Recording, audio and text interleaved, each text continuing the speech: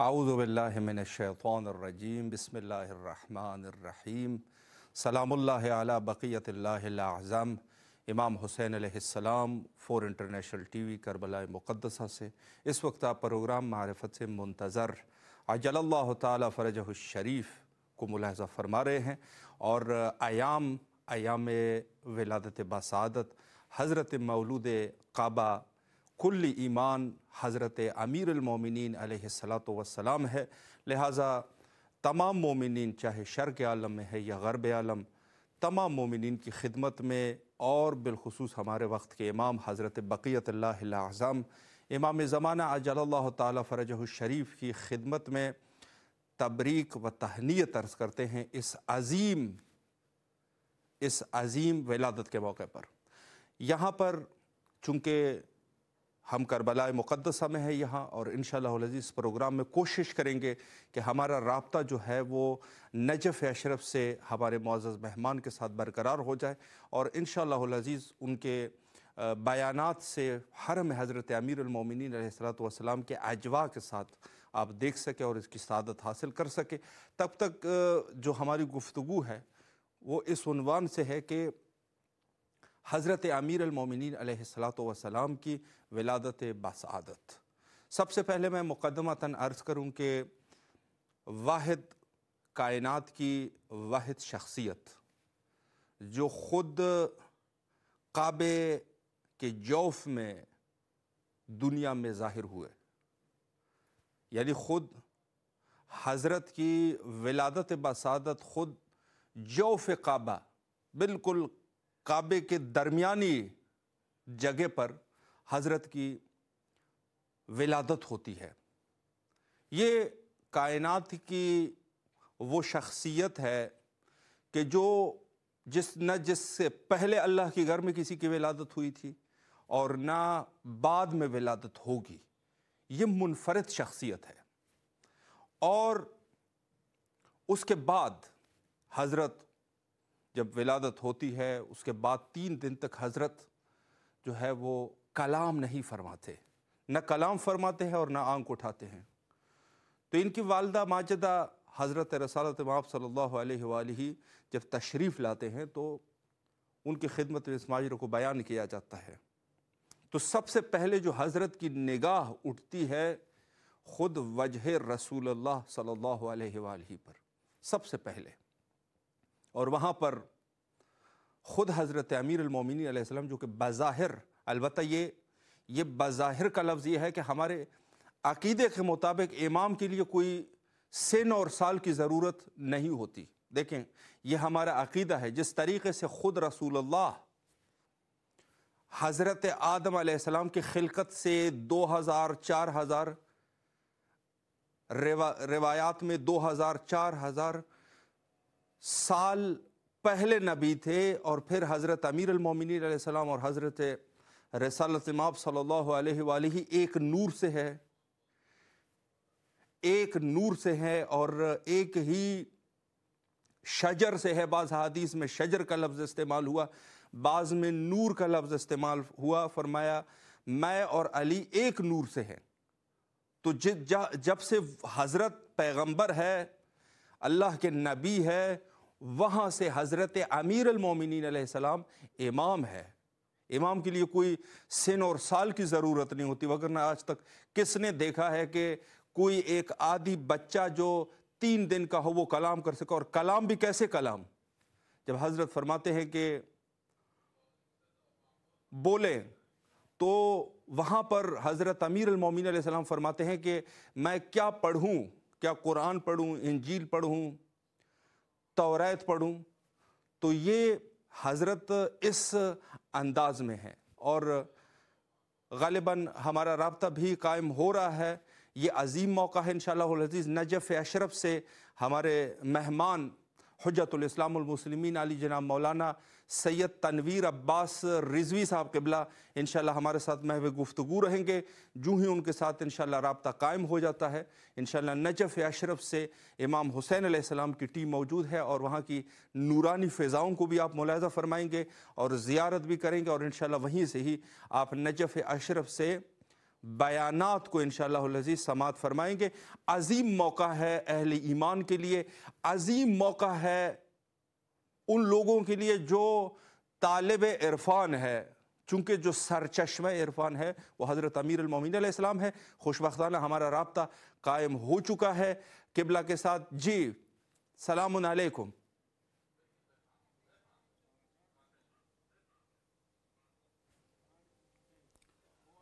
اعوذ باللہ من الشیطان اللعین الرجیم، بسم اللہ الرحمن الرحیم، الحمد للہ الذی ہدانا لہذا وما کننا لنہتدئ لولا ان ہدانا اللہ، لقد جاءت رسول ربنا بالحق والصلاة والسلام على اشرف الانبیاء والمرسلین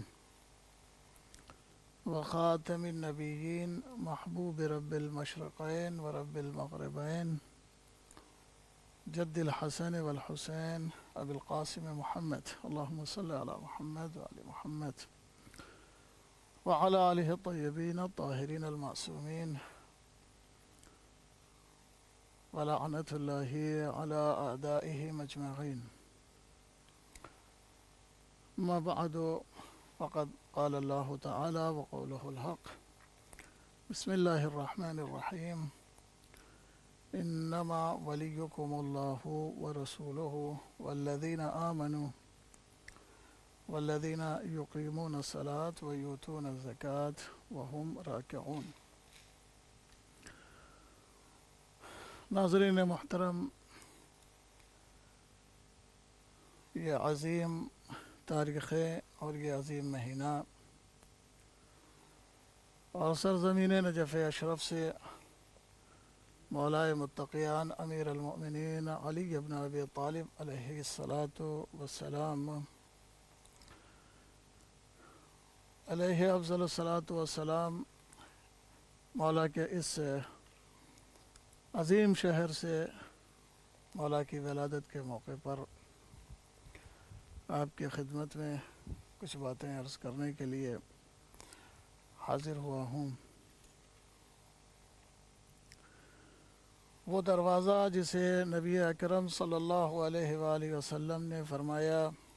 انا مدینۃ العلم وعلی بابھا، وہ دروازہ جو نبی اکرم صلی اللہ علیہ وآلہ وسلم کا علم کا دروازہ ہے، یعنی اگر کسی کو نبی اکرم صلی اللہ علیہ وآلہ وسلم کے علم سے فیض یاب ہونا ہے تو وہ باب مدینۃ العلم علی بن ابی طالب علیہ السلام کے دربار میں آنا ہوگا، اس لیے کہ در علی چھوڑ کر نہ کہیں علم مل سکتا ہے، نہ کہیں فضیلت مل سکتی ہے، نہ کہیں پر کوئی مرتبہ حاصل ہو سکتا ہے۔ اس لیے کہ بعد نبی اکرم اگر کوئی ذات افضل و اعلیٰ ہے، وہ ذات علی بن ابی طالب علیہ السلام ہے، جیسا کہ آیہ کریمہ بھی اسی بات کی طرف اعلان کرتی ہے، اسی بات کو بتاتی ہے، جیسا کہ مفسرین نے مؤرخین نے اسی بات کو ذکر کیا ہے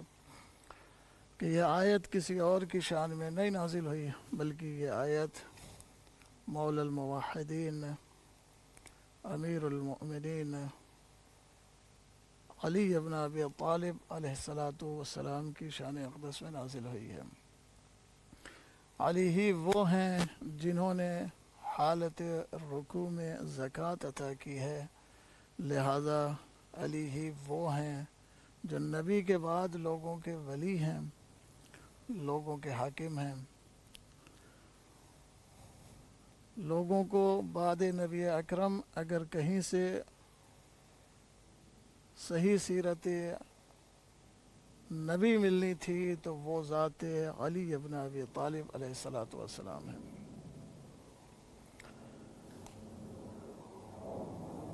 ایک دو جگہ نہیں، متعدد جگہ اور متعدد بار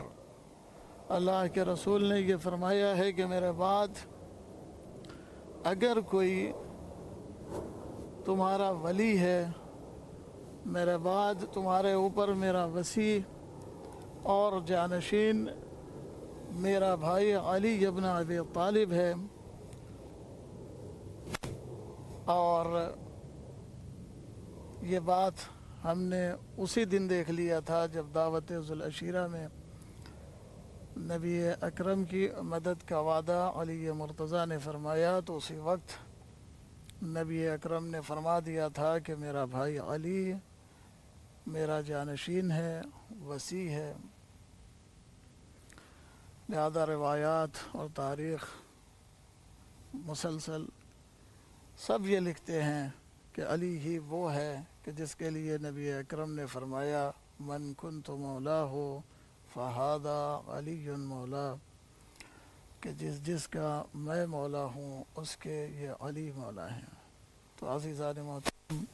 ناظرین محترم، اسی علی ولی کی ولادت کے موقع پر اس مقدس بارگاہ امیر المؤمنین، جس کے لیے نبی اکرم صلی اللہ علیہ وآلہ وسلم نے فرمایا کہ اگر کوئی پریشان حال سرزمین نجف اشرف پر آئے اور آ کر نجف اشرف میں صاحب قبر جو نجف میں عظیم ہستی ہے، وہ صاحب قبر سے آ کر وہاں پر اللہ سے اپنی حاجتوں کو طلب کرے تو اللہ رب العزت اسے مایوس نہیں کرے گا، بلکہ اس کی حاجتوں کو پورا فرمائے گا۔ یہ بارگاہ وہ ہے جس کے لیے معصوم فرماتے ہیں کہ جس نے بھی مولا متقیان علی ابن ابی طالب کی زیارت کی، اور یہاں تک کہ اگر اس کا پیر گرد آلود ہو گیا زیارت کے سفر کی وجہ سے، تو اللہ رب العزت ایسے قدم کے اوپر آتش جہنم کو حرام قرار دیتا ہے۔ نبی اکرم نے ایک دو مقام پر نہیں بلکہ متعدد جگہوں پر فرمایا کہ جو مجھ سے محبت کرتا ہے اسے چاہیے کہ وہ علی ابن ابی طالب علیہ السلام سے محبت کرے، اس لیے کہ اللہ نے فرمایا ہے کہ میری محبت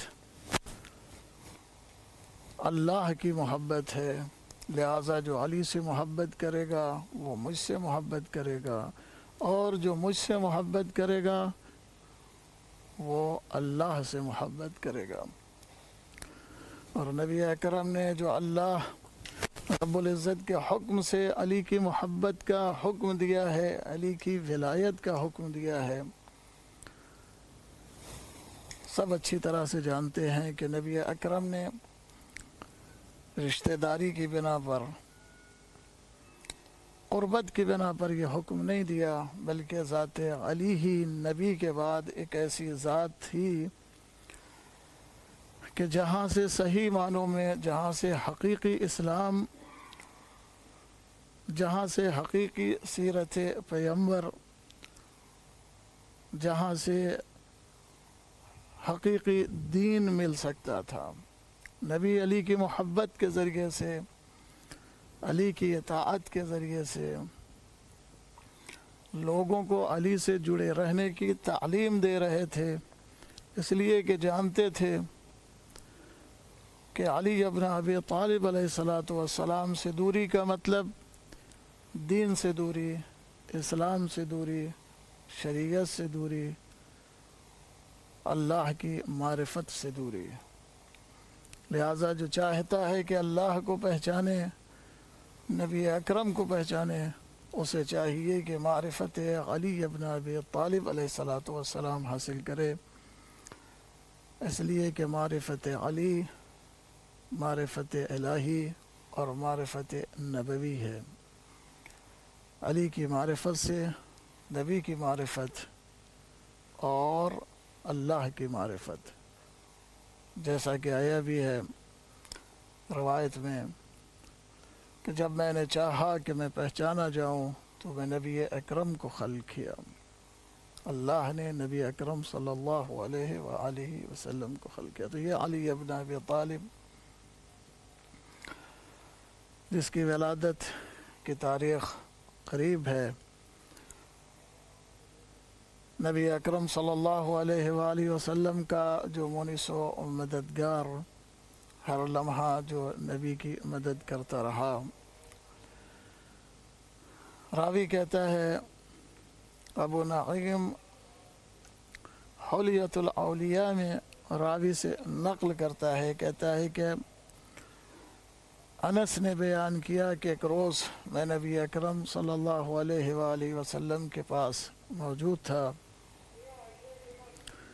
تو نبی اکرم صلی اللہ علیہ وآلہ وسلم نے مجھ سے کہا پانی لے آؤ، مجھے وضو کراؤ.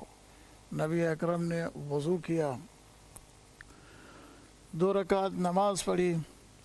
اور نماز پڑھنے کے بعد فرماتے ہیں انس سے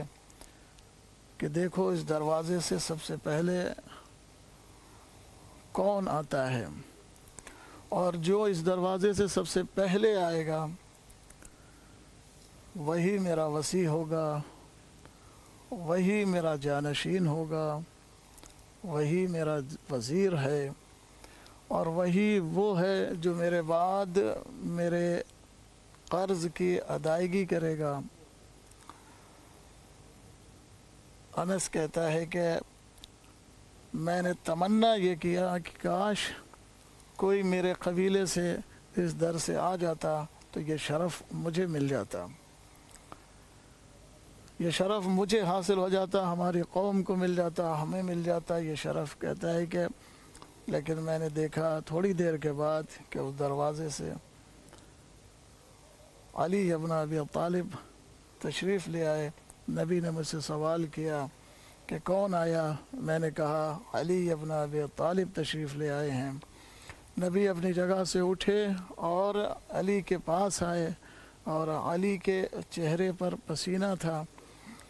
علی کے چہرے کے پسینے کو نبی اکرم نے اپنے چہرے سے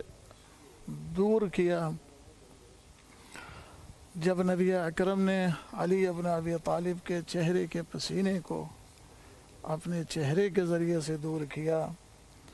تو ایک مرتبہ مولائے متقیان نے سوال کر لیا، اس طرح سے دور کر رہے تھے اپنے چہرے سے اور کبھی اپنے ہاتھ کے ذریعے سے، کہ مولائے متقیان نے سوال کیا مولائے متقیان نے سوال کیا علی ابن ابی طالب علیہ السلام نے کہ یا رسول اللہ، اس سے پہلے تو آپ نے ایسا عمل میرے ساتھ کبھی نہیں کیا تھا، اور آج اس طرح سے آپ یہ عمل انجام دے رہے ہیں. نبی اکرم نے علی سے فرمایا میں ایسا کیوں نہ کروں، کیونکہ علی تم ہی وہ ہو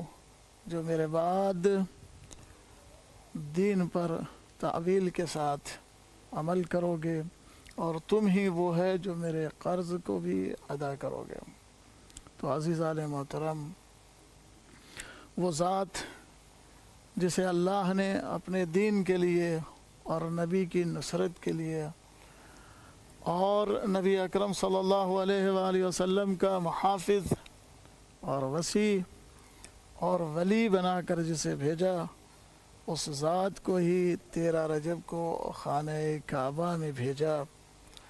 اور بھیجنے کا انداز بھی بڑا نرالا. ماں خانہ کعبہ کے قریب آئی تو دیوار نے مسکرا کر در دے دیا، اور مادر امیر المؤمنین علیہ السلام خانہ کعبہ میں تشریف لے گئیں، اور وجود میں وہ ذات آئی کہ جس ذات کو امین اللہ کہتے ہیں، جس ذات کے لیے نبی اکرم نے فرمایا یا علی اقضاکم علی، کہ تمہارے درمیان میں سب سے زیادہ فیصلہ کرنے والے علی ہیں. وہ ذات وجود میں آئی جو ہمیشہ نبی اکرم کے ساتھ نبی اکرم کا سینہ سپر رہی. وہ ذات وجود میں آئی جس کے ہونے سے نبی اکرم کو उम्मीदें थीं, ढारस थी, जिसके लिए नबी अकरम ने फरमाया, अली तुम्हारी मंजिलत मेरे साथ वही है जो मूसा के साथ हारून की थी, लेकिन मेरे बाद कोई नबी होने वाला नहीं है। तो अज़ीज़ान मोहतरम, वो ज़ात वजूद में आई है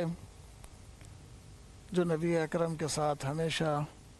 दीन की सरबलंदी के लिए कोशा रही और मेहनत करती रही। बारगाह नजफ़ अशरफ से हम दुआ करते हैं कि परवरदिगार, वो ज़ात कि जिसे तूने अपना घर अता किया, जिसे खाना काबा में भेजा, उसी ज़ात के वास्ते से उसके मुहिब्बीन और चाहने वाले दुनिया में जिस जगह पर भी हैं, इस 13 रजब की खुशी के मौके पर तमाम मुहिब्बीन को, चाहने वालों को, अली के मानने वालों को तमाम तर खुशियाँ अता फरमा और ये तौफ़ीक़ दे कि हमें और ज़्यादा मारिफ़त मौलाए मुत्तक़ियान अमीरुल मोमिनीन अली इब्न अबी तालिब अलैहिस्सलातु वस्सलाम हासिल हो। इसलिए कि नबी ने फरमाया है कि जो अली के साथ रहेगा उसी के लिए नजात है, जो अली से हट गया, जो अली से जुदा हो गया, वही गुमराह हो गया।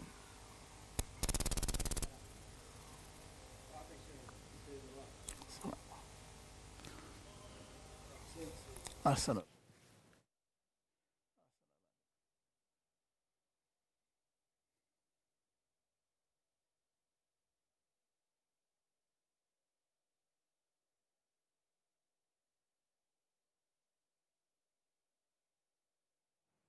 इस वक्त आप हरम हज़रत अमीर अल-मोमिनीन अलैहिस्सलातु वस्सलाम से हुज्जतुल इस्लाम आली जनाब मौलाना सैयद तनवीर अब्बास रिज़वी साहब क़िबला को समात फरमा रहे थे और उन्होंने फरमाया कि यकीनन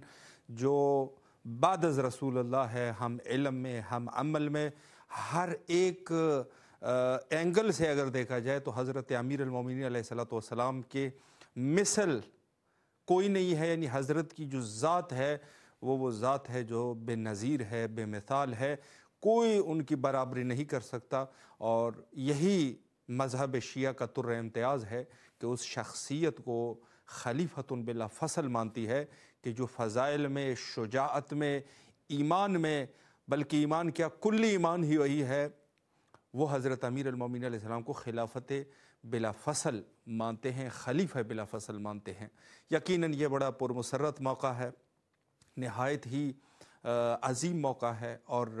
ख़ुद माह रजब, फिर माह रजब में 13 रजबुल मुरज्जब यानी विलादत बासादत हज़रत मौलूद काबा कुल ईमान हज़रत अमीर अल-मोमिनीन अलैहिस्सलातु वस्सलाम, इन दिनों में ज़्यादा से ज़्यादा इंसान को इस पैगाम इलाही को दुनिया तक पहुँचा देना चाहिए। जो ये हालात है जो कि आपके मद्देनज़र है, आप देख रहे हैं कि कभी लोग जो है वो हज़रत के पहले खिलाफतुन बिला फ़सल के मुनकिर तो थे ही, इतने फ़ज़ाइल के बावजूद भी अब रफ्ता रफ्ता कोशिश कर रहे हैं कि किसी न किसी तरीके से ये फ़जीलत भी हज़रत की कम करें, जिस तरीके से बाकी फ़जीलतें कम की है कि हज़रत जो है वो काबे में उनका ज़हूर नहीं हुआ। तो ये दुश्मनों के लिए एक दुश्मनों के मुँह पे एक तमाचा है कि हम जो है हम मौजूद है और हज़रत का ज़िक्र कर रहे हैं। हुज्जत खुदा के ज़हूर के लिए दुआ गो है, अल्लाहुम्मा अज्जिल लिवलियकल फ़रज।